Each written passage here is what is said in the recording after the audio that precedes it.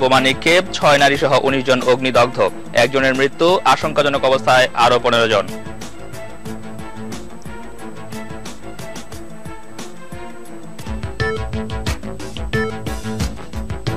গাজীপুরের কোনাবাড়িতে একটি পোশাক কারখানায় আগুন ধরিয়ে দিয়েছে বিক্ষুব্ধ শ্রমিকেরা। আগুন নেভাতে কাজ করছে ফায়ার সার্ভিসের 12টি ইউনিট।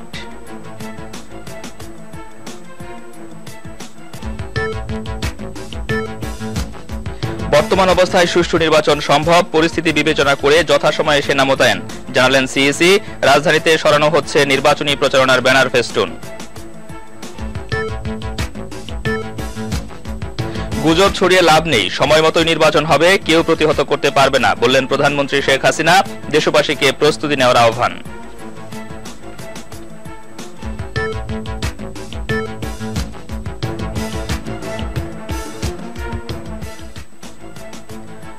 আসসালামু আলাইকুম, আমন্ত্রণ জানাচ্ছি মাই টিভি সংবাদে। আপনাদের সাথে আছি আমি হাসান মুমিন। শুনছিলেন সংবাদ শিরোনাম, এবার বিস্তারিত। নির্বাচনী তফসিলের প্রতিবাদে ও নির্দলীয় সরকারের দাবিতে 18 দলের অবরোধের তৃতীয় দিনে বৃহস্পতিবার সন্ধ্যায় রাজধানীর শাহবাগ এলাকায় একটি যাত্রীবাহী বাসে পেট্রোল বোমা নিক্ষেপ করে দুর্বৃত্তরা। এতে 6 নারী সহ 19 জন দগ্ধ হয়। তাদেরকে ঢাকা মেডিকেলের বার্ন ইউনিটে ভর্তি করা হয়। চিকিৎসকরা জানান এদের সকলের অবস্থা আশঙ্কাজনক। এ ঘটনায় ঢাকা মেডিকেলে হৃদয় বিদারক অবস্থার সৃষ্টি হয়। জাহিদ আহমেদ বাবুর রিপোর্ট, ক্যামেরায় ছিলেন সজীব আহমেদ।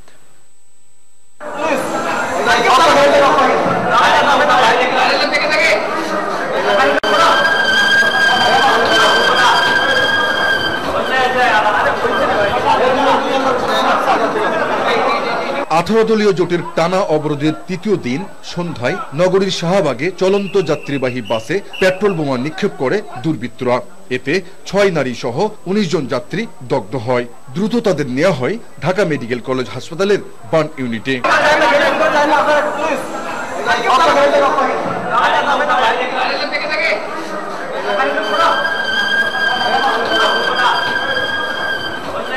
শরীরের বেশিরভাগ পুড়ে যাওয়ায় আহতদের মধ্যে 15 থেকে 16 জনের অবস্থা আশঙ্কাজনক, জানালেন কর্তব্যরত চিকিৎসক। তো আপনার প্রায় 70% তাদের 80% বার্ন হয়ে গেছে। প্রাথমিকভাবে যা দেখেছেন তাদের 3-4 জন রোগীর অবস্থা সত্যি আশঙ্কাজনক। তাদের জীবন আসলে আশঙ্কার মধ্যে আছে বলে আমি মনে করি। গুলিস্তান থেকে মিরপুর অভিমুখী বিহঙ্গ পরিবহনের বাসে পেট্রোল বোমা হামলাকারীদের গ্রেপ্তারে সর্বাত্মক চেষ্টার কথা জানান পুলিশের রমনা জোনের এসি শিবলি নোমান। যেহেতু এটা লোকাল গাড়ি, এই গাড়িগুলোর গ্লাস তো এমনি খোলা টোলা থাকে, তো আগুন লেগেছে, সেক্ষেত্রে তো আগুন মানে ধাউ ধাউ করে জ্বলে উঠছে, সে আর কন্ট্রোল করতে পারেনি, এক পর্যায়ে আইল্যান্ডে তুলে দিয়েছে। এই গাড়ির যাত্রীদের 17 জনকে আমরা রিকভারি করেছি, যাদের মধ্যে অনেক অগ্নিদগ্ধ অবস্থায়। জাহিদ আহমেদ বাবু, মাই টিভি, ঢাকা। আচ্ছা, এদিকে শাহবাগে বাসে অবরোধকারীদের ছোড়া পেট্রোল বোমায় আহত 10ম শ্রেণীর ছাত্র নাহিদ রাত 11টায় মারা গেছে।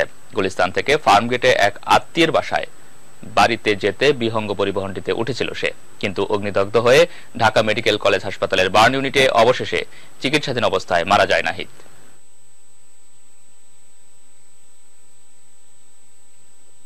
ঢাকা যাব, তা আমি কই কয় টাকা লাগবো, 1800 টাকা দেন, আমি একটা জ্যাকেট কিনবো, ঢাকা যাব। তো এই কথা কইছি মতন আমি 1800 টাকা দিছি, যে তো যা। আশা ধরছে আমার এক মামাতো ভাই আছে, ওর সাথে কয় তোলে তুই আর আমি এক লগেই ঢাকা যাই। তো আরো ওখান থেকে আসার পরে যে শাহবাগে গাড়ি তুলছে, শাহবাগ গাড়িতে শাহবাগ পুরা যাইতে পারে নাই, এর ভিতরে আপনার আগুন দিয়ে দিছে। আমার মানা করছিলাম যে ঢাকা আজকে যাইস না, তো আমার কথা শুনে নাই, আইসা বসে ঢাকা। এর আগে রাজধানীর বিভিন্ন স্থানে ককটেল বিস্ফোরণ ও পাল্টা ধাওয়ার ঘটনা ঘটে। শাহজাহানপুর, ফার্মগেট ও তেজগাঁও এলাকায় মিছিল করে অবরোধকারীরা। দিনভর বিএনপির কেন্দ্রীয় কার্যালয় ঘিরে রাখে আইন শৃঙ্খলা বাহিনী। দলের যুগ্ম মহাসচিব রুহুল কবির রিজভী আহমেদ বলেছেন, বর্তমান নির্বাচন কমিশনের অধীনে সুষ্ঠু নির্বাচন সম্ভব নয়। এই গুম খুন থেকে আজকে গোটা জাতিকে সংগঠিত হয়ে প্রতিরোধ করতে হবে। এতদিন আমরা নির্বাচন কমিশনকে বলেছিলাম সেবা দাস, আসলে এই নির্বাচন কমিশন সরকারের কৃতদাস। এই নির্বাচন কমিশনের অধীনে কোন বিশ্বাসযোগ্য, শান্তিপূর্ণ এবং সর্বজন গ্রাহ্য নির্বাচন অনুষ্ঠিত হওয়া কখনোই সম্ভব হতে পারে না। 18 দলীয় জোটের ডাকা টানা 71 ঘন্টা অবরোধের তৃতীয় দিন শেষে ভোরে রাজধানীর বাস টার্মিনালগুলো থেকে দূরপাল্লার বাস ছেড়ে যেতে শুরু করেছে আর শুরু হয়েছে ট্রেন চলাচল। তবে চালক ও যাত্রীদের চেহারায় ছিল আতঙ্কের ছাপ। সায়দাবাদ ও গাবতলী বাস স্টেশন আর কমলাপুর রেল স্টেশন ঘুরে এসে তারিকুল ইসলাম খোকনের ক্যামেরায় বিস্তারিত জানাচ্ছেন আনিসুর রহমান সাব্বির। ভোর 5টার পরপরই দূরপাল্লার পরিবহনগুলো রাজধানী ঢাকা থেকে দেশের বিভিন্ন স্থানে ছেড়ে যেতে দেখা যায়। এই সময় যাত্রীদের উপস্থিতিও ছিল লক্ষণীয়। অবরোধ শেষে পরিবহন চলতে শুরু করলেও চালক ও যাত্রীদের মনে বিরাজ করছিল চরম আতঙ্ক। পুইরা মরতে হয়, গুল্লি গাইয়া মরতে হয়, বোমা গাইয়া বম্পিং করে মারে, এগুলা দেখবে কেটা? আমাদের সাধারণ জনগণের এই জিনিসটা দেখার মতো তো কোনো লোকই দেখি না। আগুনে পুড়িয়া মরমু না এরা আমগো বাঁচাইব, কি করতে চায়? এজন্য বর্তমান সংকটময় রাজনৈতিক পরিস্থিতিকেই দায়ী করলেন তারা। আমি রাজনীতি বুঝি না, রাজনীতি করি না, রাজনীতির শিকারও হতে চাই না আমরা, কিন্তু দুই দলের বাড়াবাড়ির কারণে রাজনীতির রোষানোর শিকার হচ্ছে আমরা সাধারণ মানুষ। এই পরিস্থিতি থেকে পরিত্রাণ চাই। নির্বিঘ্নে যাতায়াত করার ব্যাপারে যাত্রীরা বলেন, ব্যবসা বাণিজ্য হলো ঢাকা, আমি এখন বাড়ি যাইতেছি, আমি আদৌ বাড়ির থেকে ফিরে আসবো কিনা সুস্থভাবে সেটা আল্লাহ পাকই ভালো জানে। সংকটময় এই পরিস্থিতির সমাধান দুদলকেই করতে হবে বলে জানান সাধারণ মানুষ। দুই নেত্রী মিলে যদি এটা সমাধান করে, সেই আমরা জনগণ হয়তো তাদের দিকে তাকায় আছি, তারা দুজন মিলে এইটা সমাধান করুক, এটাই আমরা চাই। হরতাল নামে পরিবহনে অগ্নিসংযোগ করে লাশের মিছিল আর দীর্ঘ না করতে সব রাজনৈতিক দলের প্রতি অনুরোধ ছিল সাধারণ মানুষের মুখে। আনিসুর রহমান সাব্বির, মাই টিভি, ঢাকা। গাজীপুরের কোনাবাড়ির জরুন এলাকায় স্ট্যান্ডার্ড পোশাক কারখানায় আগুন ধরিয়ে দিয়েছে বিক্ষুব্ধ শ্রমিকেরা। আগুন নিয়ন্ত্রণে কাজ করছে ফায়ার সার্ভিসের 12টি ইউনিট। পুলিশ জানায়, বকেয়া বেতন, সোয়েটার সেকশনের কর্মীদের মজুরি বৃদ্ধি ও শ্রমিক নির্যাতনের প্রতিবাদে গত কয়েকদিন ধরে আন্দোলন করে আসছিল শ্রমিকেরা। বৃহস্পতিবার রাতে বিক্ষোভের এক পর্যায়ে সহিংস শ্রমিকেরা রাত 12টার দিকে ওই কারখানা চত্বরের মূল ভবনের নিচ তলায় আগুন ধরিয়ে দেয়। মুহূর্তে আগুন ওই ভবনের প্রশাসনিক ফ্লোর সহ 9 তলার পোশাক কারখানায় ছড়িয়ে পড়ে। খবর পেয়ে কালিয়াকৈর, টঙ্গী, জয়দেবপুর ও ইপিজেড ফায়ার সার্ভিসের কর্মীরা ঘটনাস্থলে পৌঁছলেও বিক্ষুব্ধ শ্রমিকদের ধাওয়ায় প্রায় 1.5 ঘন্টা অপেক্ষা করতে হয় তাদের। পরে পুলিশ শ্রমিকদের সরিয়ে দিলে আগুন নেভাতে কাজ শুরু করে ফায়ার সার্ভিসের 12টি ইউনিট।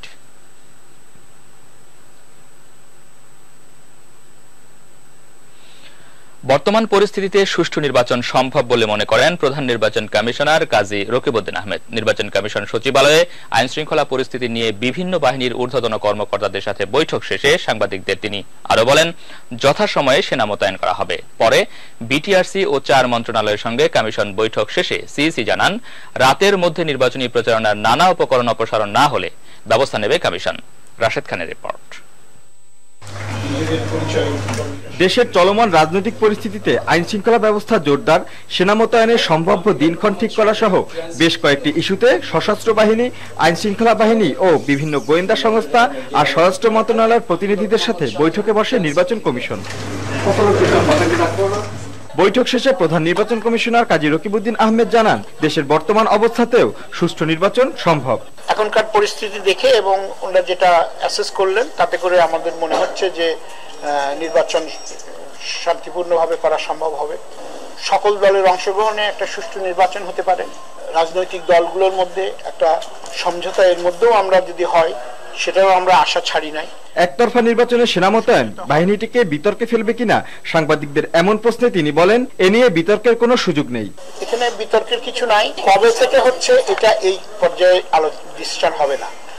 এর পরবর্তী পর্যায়ে যে রিটার্নিং অফিসারদের যে মিটিং করব সেখানে হবে। কবে থেকে হবে, কি আকারে হবে, কতজন থাকবেন, এগুলা পরবর্তীকালে মিটিং করে সিদ্ধান্ত হবে। পরে অপর এক বৈঠক শেষে সিইসি জানান, বেঁধে দেওয়া সময়ের মধ্যে নির্বাচনী প্রচারণা সামগ্রী অপসারণ না করলে সংশ্লিষ্টদের বিরুদ্ধে ব্যবস্থা নেওয়া হবে। আজকের মধ্যে যারা সরালেন তারা তো নিজে উদ্যোগে সরিয়ে নিলেন, খুব ভালো, আমরা ওয়েলকাম করি। এটা না সরালে পারে আমরা আইন শৃঙ্খলা বাহিনীর সহায়তায় এগুলি সরাবো এবং এগুলি যারা লাগিয়েছেন সরাননি, এই সরানোর দায়িত্ব খরচও কিন্তু তাদেরকে উপরে আমরা বিল করব। নির্বাচন পর্যবেক্ষণে আসা বিদেশিদের বিশেষ নিরাপত্তা নিশ্চিত করা হবে বলে জানান কাজী রকিবউদ্দিন আহমেদ। তাদের জন্য বিশেষ নিরাপত্তার ব্যবস্থা করে থেকে থাকি। রাশেদ খান, মাই টিভি, ঢাকা। এদিকে রাতের মধ্যে নির্বাচনী প্রচারণার নানা উপকরণ অপসারণ না হলে ব্যবস্থা নেওয়া হবে। প্রধান নির্বাচন কমিশনার কাজী রকিবউদ্দিন আহমেদের এই মন্তব্যের পর থেকেই রাজধানীতে শুরু হয়েছে নির্বাচনী প্রচারণার নানা উপকরণ অপসারণ কাজ। রাতে রাজধানীর বিজয় সরণি, নাবিস্কো ও তেজগাঁও এলাকা ঘুরে নির্বাচনী প্রচারণার সরঞ্জাম অপসারণের কাজ লক্ষ্য করা যায়।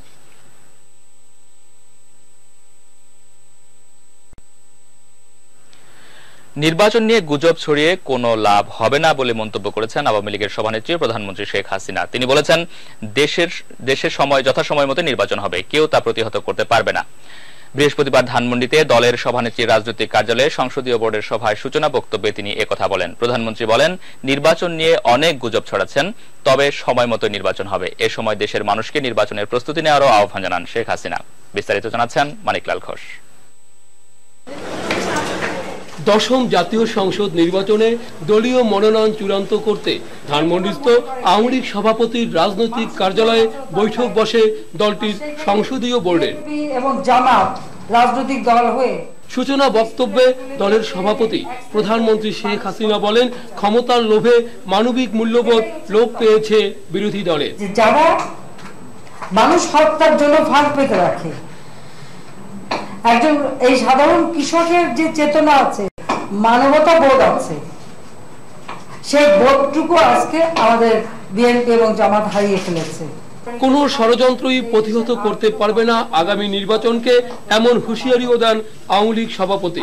এখনো যারা নানা রকমের চিন্তা ভাবনা, কল্পনা, গুজব ছড়াচ্ছেন, কোনো গুজব ছড়ায় লাভ নাই।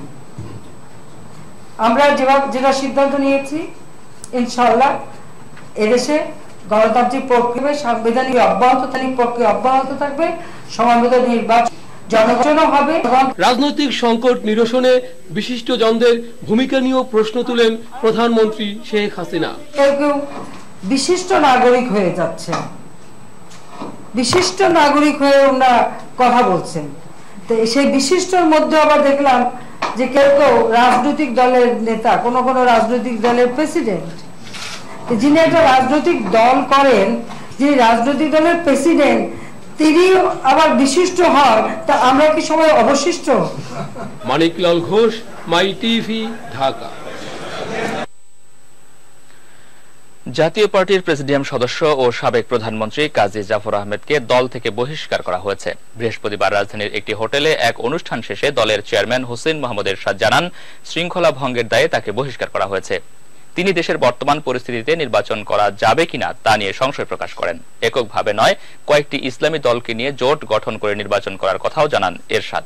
মাহবুব সৈকতের রিপোর্ট। নির্বাচনে অংশ নেয়ার ঘোষণা এবং নির্বাচনকালীন সরকারের মন্ত্রিসভায় জাতীয় পার্টি যোগ দেওয়ার পর থেকেই দলের চেয়ারম্যানের সিদ্ধান্তের বিরুদ্ধে অবস্থান নেন জাপার প্রেসিডিয়াম সদস্য ও সাবেক প্রধানমন্ত্রী কাজী জাফর আহমেদ। এরপরও তাকে দীর্ঘদিনের সহকর্মী হিসাবে আখ্যায়িত করে তার বিরুদ্ধে ব্যবস্থা না নেয়ার কথা বলেন সাবেক রাষ্ট্রপতি হুসাইন মোহাম্মদ এরশাদ। আমরা তো একসঙ্গে বহুদিন ছিলাম, আমার প্রধানমন্ত্রী ছিলেন, ওর কথা ভুলে যান নাই। যেও থাকেন হয়তো কোনো অভিমান করে দিয়ে থাকতে পারেন। Everybody is a family member, Zafar is family member, আমার দলে কেউ যাবে না কোথাও। কিন্তু তারপরেও কাজী জাফরের সমালোচনা থামেনি। জাতীয় বেঈমান মন্তব্য করে এরশাদ কি দল থেকে বহিষ্কারের হুমকি দেন তিনি। এ ধরনের হুমকির পরদিনই শৃঙ্খলা ভঙ্গের দায়ে কাজী জাফরকে দল থেকে বহিষ্কার করেন এরশাদ। গত কয়েকদিন থেকে প্রতিদিন আমার বিরুদ্ধে অনেক বক্তব্য দিচ্ছেন, আরো বলেছেন প্যান্ডোরা বক্স খুলে দেবেন। শুনে দুঃখ পেয়েছি, আমি সহ্য করলাম, মানে হয়তো বন্ধ হবে, বন্ধ করলেন না। আমাকে যখন সম্মান করলেন না, আমার মনে হয় ওনাকে আমার প্রয়োজন নেই। উনি নির্বাচন, উনি যেখানে রাজনীতি করতেছেন করুক। দেশের বর্তমান পরিস্থিতিতে নির্বাচন অনুষ্ঠিত হওয়া নিয়ে সংশয় প্রকাশ করেন সাবেক এই রাষ্ট্রপতি। আমাদের মনে সন্দেহ সৃষ্টি হচ্ছে নির্বাচন করা যাবে কিনা। জ্বালাপোড়া বন্ধ হয়নি, মানুষ মরছে প্রতিদিন, এটা গণতন্ত্র নয়, নির্বাচনের পরিবেশে। এদিকে বহিষ্কারের সিদ্ধান্ত গঠনতন্ত্র বিরোধী বলে দাবি করেন কাজী জাফর আহমদ। বহিষ্কার আদেশ সম্পূর্ণ অবৈধ, অগঠনতান্ত্রিক, অনৈতিক এবং তার বিশেষ চরিত্রের সাথে সঙ্গতিপূর্ণ। আমি একে ঘৃণা ভরে প্রত্যাখ্যান করছি। মাহবুব সৈকত, মাই টিভি, ঢাকা। মাই টিভি সংবাদ। চলমান রাজনৈতিক সংকটের সমাধান আলোচনার মাধ্যমে সম্ভব বলে মন্তব্য করেছেন বেসামরিক বিমান চলাচল ও পর্যটন মন্ত্রী রুহুল আমিন হাওলাদার। বৃহস্পতিবার রাজধানীর বঙ্গবন্ধু আন্তর্জাতিক সম্মেলন কেন্দ্রে 3 দিনব্যাপী বাংলাদেশ পর্যটন মেলার উদ্বোধন শেষে তিনি একথা বলেন। মেলায় দেশি বিদেশি 155টি স্টল অংশ নেয়।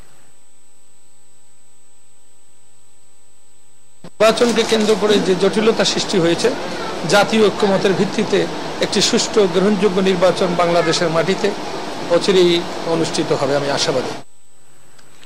আন্তর্জাতিক সংবাদ।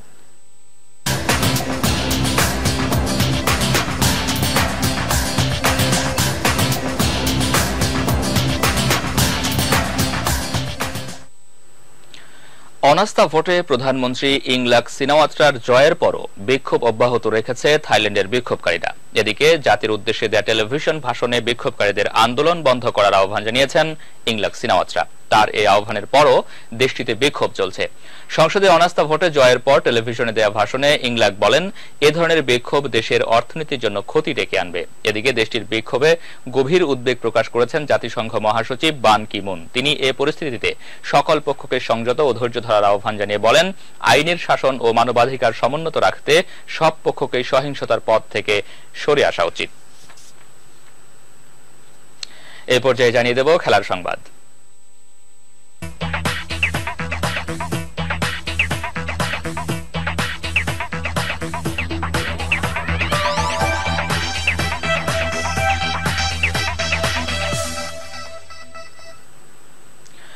ঢাকা প্রিমিয়ার লিগের শিরোপা নিশ্চিত করতে আজ মাঠে নামছে প্রাইম দুলেশ্বর ও গাজী ট্যাঙ্ক। লিগের অঘোষিত ফাইনাল ম্যাচটি বুধবার অনুষ্ঠিত হওয়ার কথা থাকলেও অবরোধের কারণে 2 দফা পিছিয়েছে ম্যাচটি। 2 দলের সামনেই প্রথমবারের মতো শিরোপা জয়ের হাতছানি।